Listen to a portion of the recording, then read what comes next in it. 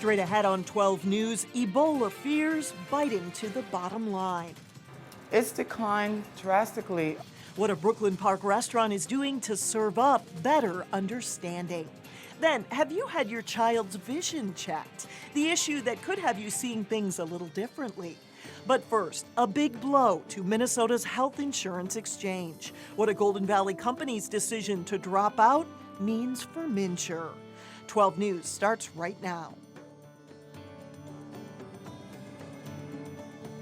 Hello, and thanks for joining us. There's a big shakeup with Minnesota's state health insurance exchange. Golden Valley-based PreferredOne announced today that they will stop providing insurance through MNsure in 2015. Cassie Bonstrom joins us now with the latest on that. Cassie? Yeah, well, in MNsure's inaugural year, PreferredOne offered the lowest rates and had the most customers of any of the carriers. Now, those 30,000 customers will have to look at other options. We are one channel for them, and they're choosing not to reach this channel. At a press conference today, MNsure CEO Scott Lights and Chairman Brian Buettner said they were disappointed by PreferredOne's decision, but they are confident MNsure customers will still have plenty of options when open enrollment begins in October.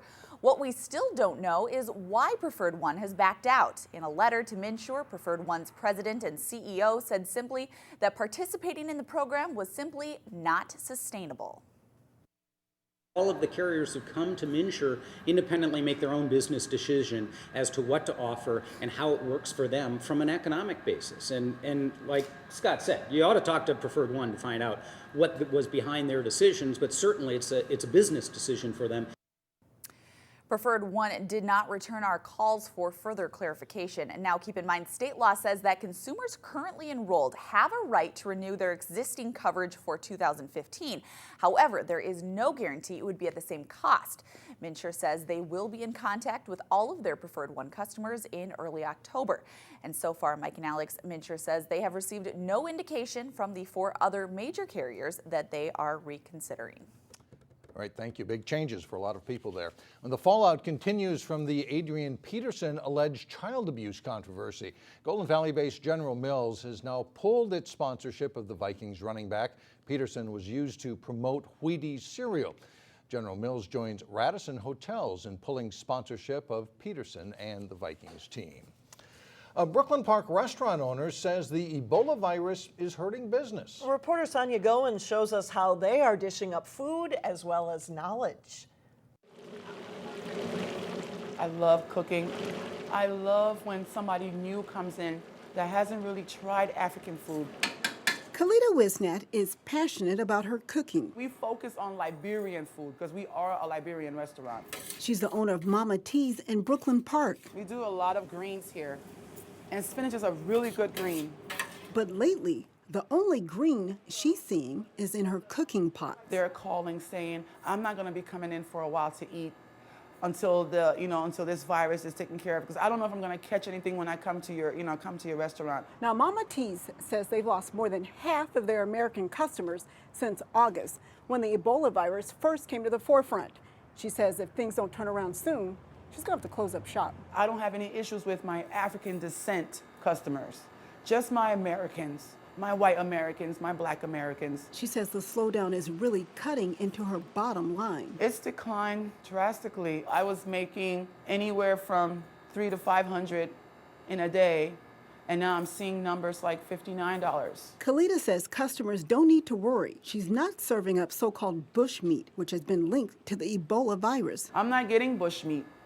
All my meat is from the U.S. Mama T's is hoping to win back business by serving up information along with its dishes. To just be informed. Come, and take away that fear. Today, Kalita put up these posters with information about the Ebola virus. More facts on there that talk about the meat and all the other those little things. Meanwhile, she's relying on her faith when it comes to the fate of the restaurant. We thank the Lord for everything that has happened with this restaurant. In Brooklyn Park, Sonia Goins, 12 News.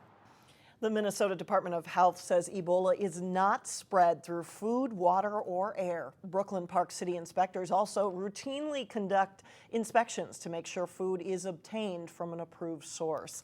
And it is illegal to import bushmeat into the United States without a special permit. Bushmeat is wild game like monkey or bat meat. A Brooklyn Park youth counselor says heroin usage in the suburbs is 10 times more prevalent than it was just a few years ago. It's cheap and not hard to get. Scott Voltrauer with Treehouse says he's had 4 conversations with teens about heroin use in the last week alone.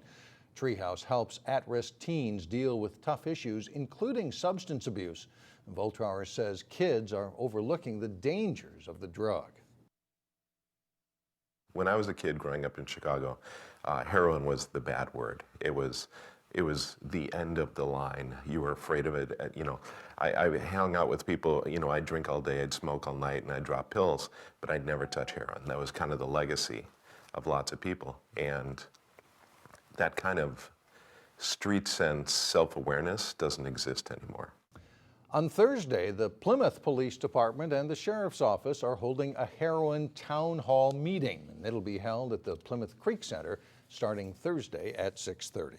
Brooklyn Park has approved preliminary plans for a wedding event center along the Mississippi River. The site along West River Road has had a history of problems due to former nightclubs and unruly behavior there. Brooklyn Park officials believe this proposal is much different and will be something that the neighborhood can be excited about. Pro hockey player Jordan Leopold and his wife Jamie bought the site 3 years ago. The wedding event center would offer couples a single location to get married, have a reception, dinner, and also dance. Coming up, have you had your child's vision checked lately? See how eye problems often go undiagnosed. Then later in sports, why the Armstrong girls soccer team is proving to be tough to beat. But first, 70s and sunshine on Wednesday.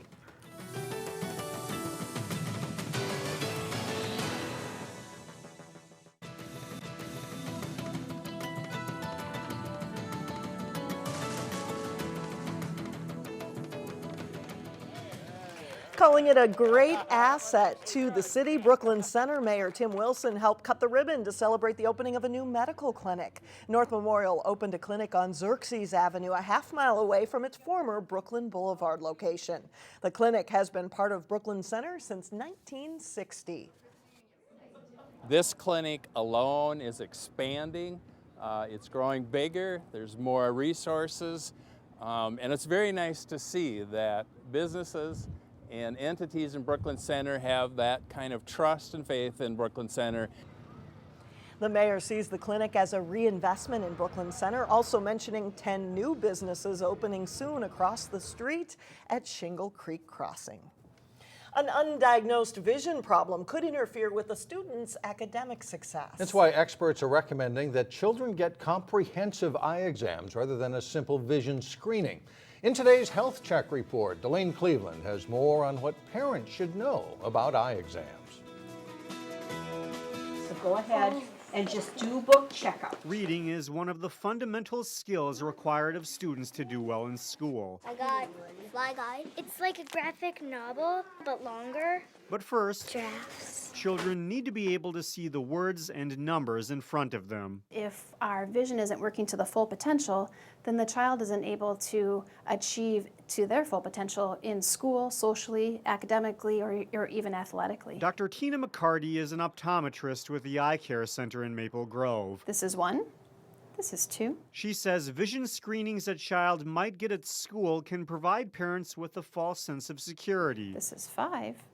This is 6. She says kids should be getting comprehensive eye exams, which include color vision, depth perception, eye muscle movements, pupils. We're going through a refraction, which is determining if they're nearsighted or farsighted or have amounts of astigmatism. We're looking at eye teaming and focusing, and then we're doing a thorough health check through the inside of the eye to look for any health problems internally. It's a long list that can't be captured through vision screenings. Yet she says only 10% of first graders have had a comprehensive eye exam before entering school. It's very often that I see a patient that has perhaps passed a school screening, but is having a short attention span at school and reading, and then they get channeled into individual education plan, or they get channeled into an attention deficit hyperactivity disorder. In other words, The kids were misdiagnosed when, in fact, poor vision was their main problem. I think one of the biggest things that parents should notice is short attention span through near or reading work. Just a few simple steps to ensure that children have the proper tools to achieve success in the classroom. For Health Check, Delane Cleveland, 12 News. Eye doctors say comprehensive eye exams should be done during infancy at age 3, just before entering school, and then every year or at least every other year up to graduation. Well, coming up, a lot of orange and Hawks pride in the halls of Cooper High. But first, in sports, a young Maple Grove soccer standout excels at the national level. Jay Wilcox has that and more when we come back. We don't want to jinx anybody, but maybe should knock on wood. So far, so good for this soccer team. Haven't lost a game yet. Yeah, we do always worry about the Channel 12 jinx, Yeah, because right, it seems to happen once in a while. But yes, Armstrong doing very well so far. They weren't getting a lot of notice coming into the season, but we've reached mid-September, and the Armstrong girls soccer team is still without a loss. The Falcons are enjoying the ride. When you've passed the halfway point of the schedule and are still undefeated like the Armstrong girls, it's something to be excited about. I'm really excited. We're clicking this year super duper well, and we're just building really good team chemistry, which transfers to the field, and then we just play really well together. Winning is fun, but also being consistent and having like good effort and good games constantly is a lot of fun too, so it's been enjoyable. The Falcons aren't flawless with a 6-0-3 record heading into Tuesday night, but they've played consistently well even in the 3 ties. The biggest win? Knocking off Maple Grove in a game televised here on Channel 12. We were really excited. We came into the game just really nervous, I don't know, but we just came in fearless, just respect all, fear none. Came in and pulled out the win. After finishing in the middle of the Northwest Suburban Conference and slightly under 500 overall last fall, it took a while for the Falcons to get any notice, despite the good start this year. They're now ranked 9th in the state. They believed it would be a good team coming into the season, and that certainly hasn't changed.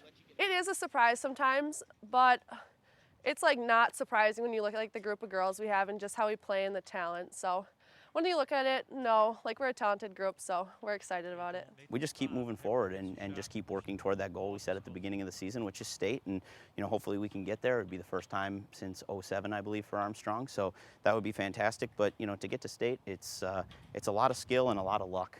Now the push is on to contend for conference and section titles for Armstrong. After hosting Osseo Tuesday night, the Falcons are at Champlin Park Thursday and at Hopkins on Saturday. Well, some of the biggest regular season cross-country meets of the season are coming up the next couple of Saturdays. Some local teams figure to do well. The Wayzata boys are ranked number 1 in this week's State Class AA cross-country poll, followed by Edina and Stillwater. Hopkins is rated 4th, and Armstrong is at number 12. In addition, Wayzata's Connor Olson and Hopkins' Joe Klecker are number 1 and 2 in the individual ratings. In the girls' Class AA poll, Wayzata is ranked 2nd behind Wilmer. Eden Prairie and Edina are 3 and 4. Hopkins is ranked 11th, and Totino Grace is number 12. Maple Grove freshman Meredith Haakenson has played elite-level soccer for the past few years now. For the first time this fall, she's playing for her high school team. John Jacobson profiles Meredith on this week's Sports Jam show on Channel 12, and here's a clip from that story. It's different. I'm not used to I'm not used to having all my friends come to my games. And so I don't even know if they knew I played soccer before this. And so it's cool to have them come to my games and cheer me on. It's been great. Everyone's really nice, and it's fun to get like a different atmosphere and get to play high school instead of playing clubs all the time. She's got a great lighthearted personality. She rolls with a lot of stuff, which you got to be able to do. So it's a upbeat team, and she's fit in pretty well with the girls that they've made an effort to get to know her pretty well. So it's been fun to see that, especially with a younger player joining an older team. Meredith plays an attacking, physical type of play as the Crimson center midfielder. It's a style she developed when she was younger, playing with and against older boys like her brother Luke and current Crimson senior boys midfielder Kevin Hoof. From day one, me and her older brother kind of beat up on her, and we didn't really let her have any days off, and she had to learn to play with the big boys, and I think that's what contributes to her physical play today. Now you can catch the rest of the Meredith Haakenson story, plus the week's top prep highlights and more on this week's Sports Jam. It's on each Monday, Tuesday, and Wednesday at 3:30, 6:30, and 9:30 p.m. So great soccer future ahead for her. Absolutely. Thanks a lot, Jay. You bet. Now to Local Vote 2014 as we continue our look at the 8 candidates running for the Robbinsdale School Board. On Monday, we featured 2 incumbents. Today, we'll hear from Pamela Lindberg, a retired teacher, and Michael Herring, who is a parent and attorney. I'm Michael Herring, candidate for Robbinsdale School Board. I'm a husband, a dad, an attorney, and a proud Army veteran. Why am I running for school board? I'm running because we need to educate every parent in the district about the power of a great education. Education is the single greatest investment we can make in a child's life. Our school board, our teachers, the community, and parents need to work together to solve the issues facing our district. We must keep the needs of the children first and foremost. We need to implement the strategic plan developed by last year's school board, and we must be attentive to the concerns of the community. For more information, go to voteforherring.com and remember to vote on November the 4th. Thank you. Hi, I'm Pam Lindberg, and I'm a candidate for the Robbinsdale School Board.